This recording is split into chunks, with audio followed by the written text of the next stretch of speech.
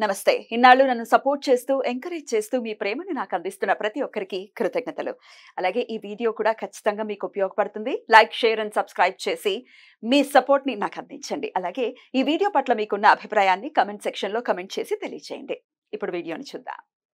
ఓం శ్రీ గణేశాయ నమః. ఓం శ్రీ విష్ణురూపాయ నమః శివాయ. నమస్కారం అండి.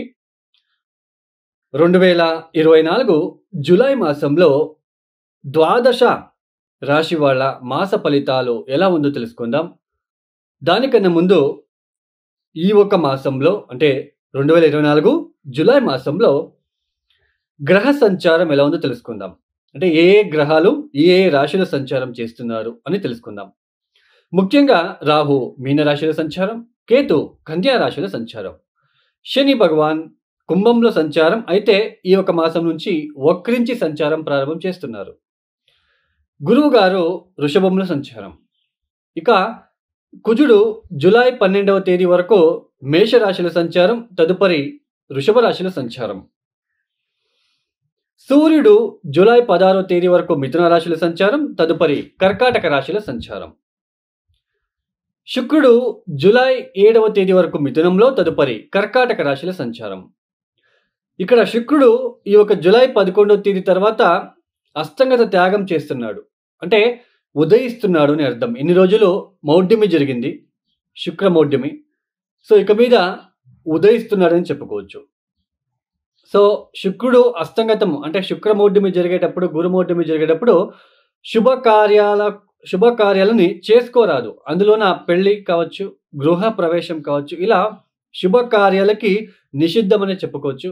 ఎందుకంటే వీళ్ళిద్దరు ప్రముఖులు శుభకార్యాలకి, పెళ్లి విషయంలో, ఒక ఇంటికి సంబంధించిన విషయంలో వీళ్ళిద్దరూ ప్రముఖంగా పాత్ర వహిస్తారని చెప్పుకోవచ్చు. సో ఈ ఒక మాసం జూలై 11వ తేదీ తర్వాత శుక్రుడు ఉదయిస్తున్నాడు. బుధుడు జూలై 18వ తేదీ వరకు కర్కాటక రాశిలో సంచారం, తదుపరి సింహ రాశిలో సంచారం. ఈ ఒక గ్రహ సంచారీత్యా ద్వాదశ రాశి వాళ్ళకి ఎలా ఉందో తెలుసుకుందాం. ముఖ్యంగా ప్రేక్షకులకి ఒక మాట చెప్పాలనుకుంటున్నాను.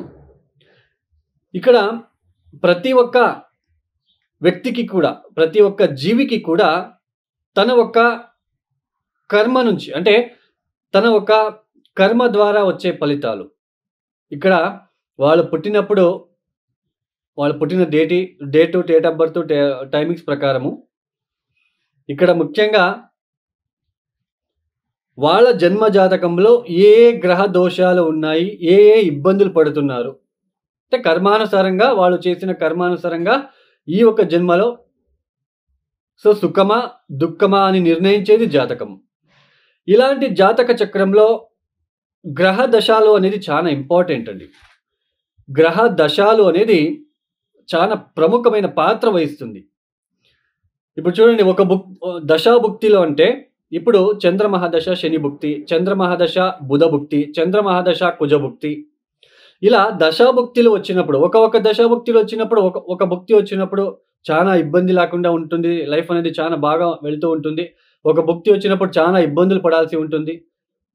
ఇలా దశాభుక్తులు ఫెయిల్ అయినప్పుడు గోచారంలో, ఇప్పుడు రాశి ఫలితాలు మనం చెప్పుకుంటున్నాం కదా. సో దశాభుక్తులు ఫెయిల్ అయినప్పుడు గోచారంలో ఉంటున్న ఒక గ్రహ సంచారాల వల్ల, ఇప్పుడు గురుబలం ఉంది, శని బలం ఉంది అన్నప్పుడు దశాభుక్తులు ఫెయిల్ అయినప్పుడు ఇవి ఆదుకుంటాయి మనల్ని. సో ఇలా దశాభుక్తులు బాలేదు, గోచారంలో గురుబలం లేదు, శని బలం లేదు అన్నప్పుడు చాలా తీవ్రమైన కష్టానికి గురి అవ్వాల్సిన ఒక ప్రమేయం ఏర్పడుతూ ఉంటుంది. సమాజంలో అపకీర్తి కావచ్చు, మ్యారేజ్ విషయంలో అంటే పెళ్లి జీవితంలో ఇబ్బందులు కావచ్చు, కుటుంబ వ్యక్తులతో తగాదాలు కావచ్చు, అన్నదమ్ముల మధ్య తగాదాలు కావచ్చు. ఇలా ఒక దశాభుక్తులకి తగ్గట్టుగా కొన్ని పరిహారాలు వస్తాయండి. మనమే స్వయంగా మనమే చేసుకోవాల్సిన ఒక చిన్న పరిహారాలు వస్తాయి. చాలా ఉన్నాయి, దశాభుక్తికి తగ్గట్టు ఉన్నాయి. మనం ఏదో ఒకసారి ఒక టెంపుల్‌కు వెళ్ళా, ఒక హోమం చేపించగానే మన కర్మ తగ్గింది అని అనుకుంటే అది తప్పు అండి. ఇప్పుడు ఒక దశాభుక్తి జరుగుతుంది. ఆ దశాభుక్తి పీరియడ్ ఒక సంవత్సరం పాటు ఉంది అనుకుందాం. ఆ దశాభుక్తి బాలేదు అంటే ఆ సంవత్సరం పాటు మీరు ఆ పూజలు, పరిహారాలు చేసుకుంటూ వెళ్ళాలి. సో చాలామంది చెప్తూ ఉంటారు, సో నేను ఆల్రెడీ ఆ పూజలు చేశాను, ఈ పూజలు చేపించాను, వాళ్ళ దగ్గరికి వెళ్ళాను, వాళ్ళ దగ్గరికి చేపించాను అని. బట్ మాకు తగ్గలేదు. అంటే కొన్ని మీ జాతకంలో కొన్ని గ్రహాలు ఏ స్థానాల్లో ఉన్నాయి, ఏ రాశిలో ఉన్నాయి. ఇక కర్కాటక రాశి. ఈ కర్కాటక రాశి వాళ్ళకి ముఖ్యంగా లాభస్థానంలో ఉంటున్న గురువు, కుజుడు, తృతీయంలో ఉంటున్న కేతు వలన సంపూర్ణమైన శుభ ఫలితాలని అందుకుంటున్నారు. కర్కాటక రాశి వాళ్ళకి ఈ ఒక మాసంలో చాలా బాగుంటుందని చెప్పుకోవచ్చు. ఆర్థికపరమైన ఒక అంశాలలో ఆర్థికంగా మీరు పుంజుకుంటారని చెప్పుకోవచ్చు. ఆర్థికంగా లబ్ధి అనేది బాగా వస్తుందని చెప్పుకోవచ్చు. పాత మిత్రులని కలుసుకుంటారు. మిమ్మల్ని విడిచిపెట్టి వెళ్ళిన వాళ్ళే అంటే ఇక్కడ ముఖ్యంగా ఎవరైతే వెనక అంటే ప్రీవియస్‌లో మీ ఫ్రెండ్స్ కావచ్చు, ఎవరైనా కానీ మీరు ఇష్టపడే వ్యక్తులు మిమ్మల్ని కాదు అని అనుకోని వెళ్ళి ఉంటారో, ఈ సమయంలో వాళ్ళు తిరిగి మళ్ళా మీ దగ్గరికి రావడము, మీతో మాట్లాడాలని అనుకోవడం లాంటివి కూడా ఇక్కడ చూడొచ్చు. తర్వాత ఉద్యోగంలో ఆకస్మికంగా ఎవరైనా వేరే ప్రాంతాలకి ట్రాన్స్‌ఫర్ కావచ్చు, ఇంక్రిమెంట్లు కావచ్చు. తర్వాత ఉద్యోగం వెతికే వాళ్ళకి కూడా ఇక్కడ ఉద్యోగం లభించే అవకాశాలు ఇలా మంచి శుభ ఫలితాలు ఎక్కువగా ఉంటాయని చెప్పుకోవచ్చు. పైగా ముఖ్యంగా మనకి శని వక్రించారు కాబట్టి కుటుంబంలో ఇన్ని రోజులు ఉన్న తగాదాలు తగ్గుముఖమయ్యే సూచనలుంటాయి. తర్వాత టెన్షన్ అనేది తగ్గుతుందని చెప్పుకోవచ్చు. స్ట్రెస్ అనేది తగ్గుతుంది. పని భారం తగ్గుతుంది. పని భారం తగ్గి ఇక్కడ ఏంటి అంటే పని భారం తగ్గుతుంది. ఆర్థికంగా లబ్ధి ఎక్కువ అవుతూ ఉంటుంది. సో, ఇలాంటి శుభ ఫలితాలు కర్కాటక రాశి వాళ్ళకి చాలా అద్భుతంగా మారబోతుంది ఈ ఒక మాసంలో. కుజుడి యొక్క లాభస్థాన సంచారం వల్లనే ఎన్ని శుభ ఫలితాలని మీరు అందుకుంటున్నారు అని చెప్పుకోవచ్చు. సంతానం కాని వాళ్ళకి సంతానం అయ్యే సూచనలు, సంతానం నుంచి పేరు ప్రఖ్యాతలు లాంటిది రావడం లాంటిది.